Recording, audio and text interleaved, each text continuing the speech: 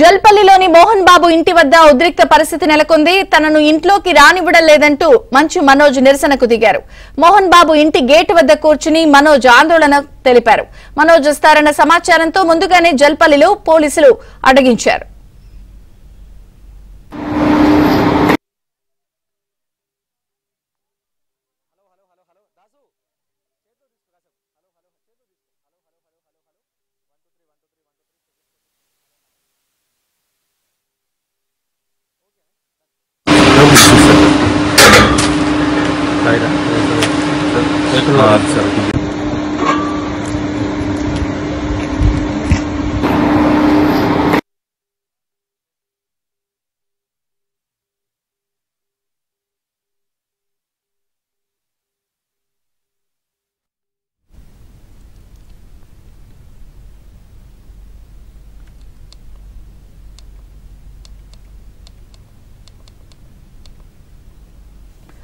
జల్పల్లిలోని మోహన్ బాబు ఇంటి వద్ద ఉద్రిక్త పరిస్థితి ఏర్పడింది. తనను ఇంట్లోకి రానివ్వడం లేదంటూ మంచు మనోజ్ నిరసనకు దిగారు. మోహన్ బాబు ఇంటి గేటు వద్ద కూర్చుని మనోజ్ ఆందోళనకు దిగారు. మనోజ్ వస్తారన్న సమాచారంతో ముందుగానే జల్పల్లిలో పోలీసులు మోహరించారు. పూర్తి వివరాలు శశి అందిస్తారు. శశి,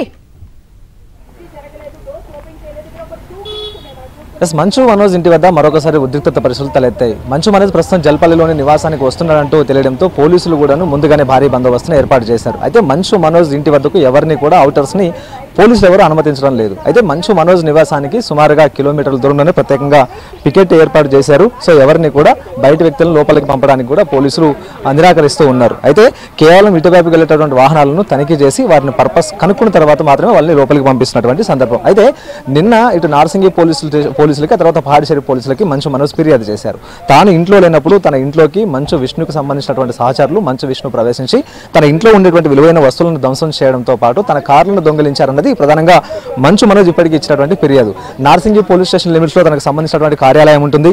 ఆ కార్యాలయం వద్ద పార్క్ చేసినటువంటి 2 కార్లతో పాటు ఆ తర్వాత తన ఇంట్లో జల్పల్లిలో ఉండేటువంటి తన ఇంట్లో పార్క్ చేసినటువంటి కార్లను కూడా ఇటు మంచు మనోజ్కు సంబంధించినటువంటి మనుషులు వాటిని తస్కరించారు, అక్కడ నుంచి తీసుకెళ్లారనేది మంచు మనోజ్ చేస్తున్నటువంటి ఆరోపణ. ఇదే అంశం గురించి రాతపూర్వకంగా జల్పల్లి పాడిచేరి పోలీసులకు ఇప్పటికీ ఫిర్యాదు చేయడం కూడా జరిగింది. మరోవైపు తన ఇంట్లో ఉండేటటువంటి కార్లను టోయింగ్ వెహికల్ ద్వారా బయటికి తీసుకొచ్చి బయట ఇంటి నుంచి బయట ఉంచారన్నది ప్రధానంగా ఆయన చేస్తున్నటువంటి ఆరోపణ. సో మొత్తానికి ఇక తాను ఇంటికి వెళ్తాను, ఈ రోజు జల్పల్లి నివాసానికి వెళ్తానంటూ కూడా ఈ రోజు మంచు మనోజ్ చెప్పడంతో అయితే ముందస్తుగానే ఏమైనా అవాంఛనీయ ఘటనలు చోటు చేసుకునేటువంటి అవకాశం ఉందంటూ కూడా పోలీసులు భావించి భారీ భద్రతను కూడా ఏర్పాటు చేశారు. సో ఇదే నేపథ్యంలో సుమారుగా మంచు మనోజ్ ఇంటికి కిలోమీటర్ దూరం నుంచి మంచు మనోజ్ ఇంటి వరకు కూడా పోలీసుల పహారా కాస్తూ ఉన్నారు. ప్రత్యేకంగా పికెట్లను ఏర్పాటు చేశారు. సుమారుగా ముందు ఎంట్రన్స్ రోడ్డు వద్ద ఒక పికెట్ తో పాటు తర్వాత మంచు మనోజ్ జల్పల్లి నివాసానికి అతి సమీపాన మరొక పికెట్ ను కూడా ఏర్పాటు చేయడం జరిగింది. అయితే ఇటు మంచు మనోజ్ ఈ రోజు ఇంట్లోకి వెళ్ళడానికి ప్రయత్నం చేశారు. అయితే మంచు మనోజ్ ఇంటికి వస్తున్నారంటూ కూడా సమాచారం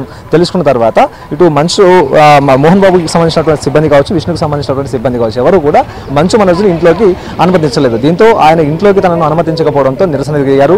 గేటు ముందే కూర్చుని చాలాసేపు గేటు ముందనే బైఠాయించారు. తనని ఇంట్లోకి రానివ్వాలంటూ కూడా గేట్ ఓపెన్ చేయాలంటూ కూడా ఆ ఇంటి ముందే బైఠాయించినటువంటి సందర్భం కూడా ఉంది. సో అయినప్పటికీ ఇంట్లో మంచు విష్ణు కావచ్చు, తర్వాత మంచు మోహన్ బాబు ఎవరు ఇంట్లో లేకపోవడంతో మోహన్ బాబుకు సంబంధించినటువంటి అనుమతులు కావచ్చు, విష్ణుకు సంబంధించిన అనుమతులు లేవు అంటూ కూడా మంచు మనోజ్ని బయట ఉంచినటువంటి సందర్భం. సో ఇదే నేపథ్యంలో చాలాసేపు కూడా మనోజ్ అక్కడే ఇంటి ముందే కూర్చుని నిరసనకు దిగారు. మరి కాసేపట్లో ఆయన ఇక్కడ నుంచి కూడా జల్పల్లిలో తన నివాసం నుంచి ఇటు నార్సింగి వెళ్ళేటటువంటి అవకాశం అయితే ఉంది. మరి కాసేపట్లో ఆయన నార్సింగి వెళ్తారు. సో ఇదే సమయంలో మీడియాతో కూడా మాట్లాడేటువంటి అవకాశం అయితే కనిపిస్తుంది. ప్రధానంగా తాను ఏప్రిల్ 1న ఇంట్లో లేను, తన కూతురుకు సంబంధించినటువంటి బర్త్డే సెలబ్రేషన్స్ కోసం రాజస్థాన్లోని జైపూర్కి వెళ్ళాను. సో అదే సమయంలో తాను ఇంట్లో లేనటువంటి సమయం చూసుకుని ఇంట్లోకి వీరంతా కూడా చొరబడ్డారు. తను ఎలాగైనా సరే ఇబ్బంది పెట్టాలనేటువంటి ఒకే ఒక్క ఆలోచనతో తన ఇంట్లో ఉండేటటువంటి అన్ని సామాన్లను ధ్వంసం చేశారని మంచు మనోజ్ చెప్తూ ఉన్నారు. ఇదే కాకుండా తాను చిన్ననాటి నుంచి దాచుకున్నటువంటి జ్ఞాపకాలు, అందుకు సంబంధించినటువంటి వస్తువులన్నింటినీ కూడా ధ్వంసం చేశారు.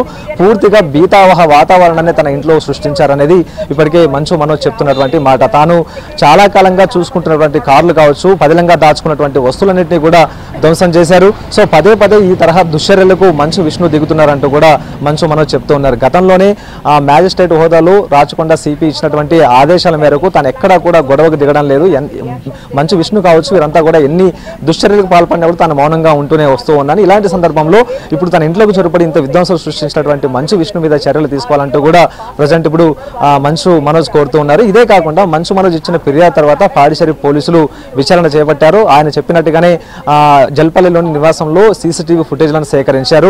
ఆ తర్వాత వాటిలో కార్లను తీసుకెళ్తున్నటువంటి విజువల్ చాలా స్పష్టంగా ఉండడంతో ఆ తీసుకెళ్లినటువంటి కార్లను కూడా ఇప్పటికే స్వాధీనం చేసుకుని తిరిగి మంచు మనోజ్కి అప్పగించినటువంటి సందర్భం అయితే ఉంది. సో మొత్తానికి జల్పల్లిలోని మోహన్ బాబు నివాసం వద్ద మరొకసారి హైడ్రామా నెలకొందంటూ కూడా చెప్పుకోవచ్చు. గత 2 నెలల క్రితం వరకు ఎలాంటి ఉద్రిక్తత పరిస్థితులు కొనసాగాయి. తాజాగా ఈ రోజు కూడా అదే ఉద్రిక్తత పరిస్థితులు అయితే ప్రజెంట్ మొదలవుతూ ఉన్నాయి. ఇదే కాకుండా ఇప్పటికే జల్పల్లిలోని నివాసంలో సుమారుగా మంచు విష్ణుకు సంబంధించినటువంటి మంచు సోదరులిద్దరూ తరచుగా ఇలాగా కార్ అంశం కానీ ఏదో ఒక అంశంతో గిలికజ్జాలు కొనసాగుతున్న నేపథ్యంలో మరి కూర్చుని మాట్లాడేందుకు గానీ దీన్ని సర్దుబాటు చేసేందుకు గానీ ఎవరు ఏం ప్రయత్నించడం లేదా?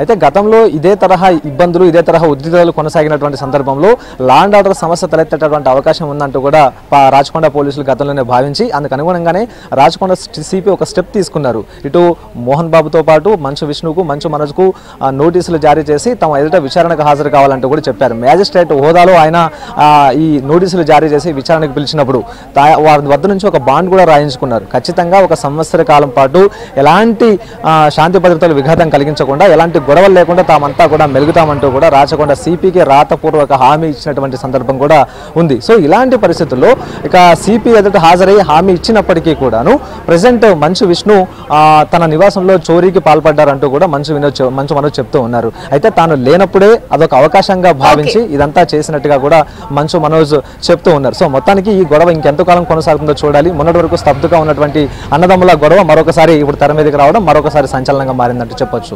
విజయచంద్రిక. Thank you Shashi.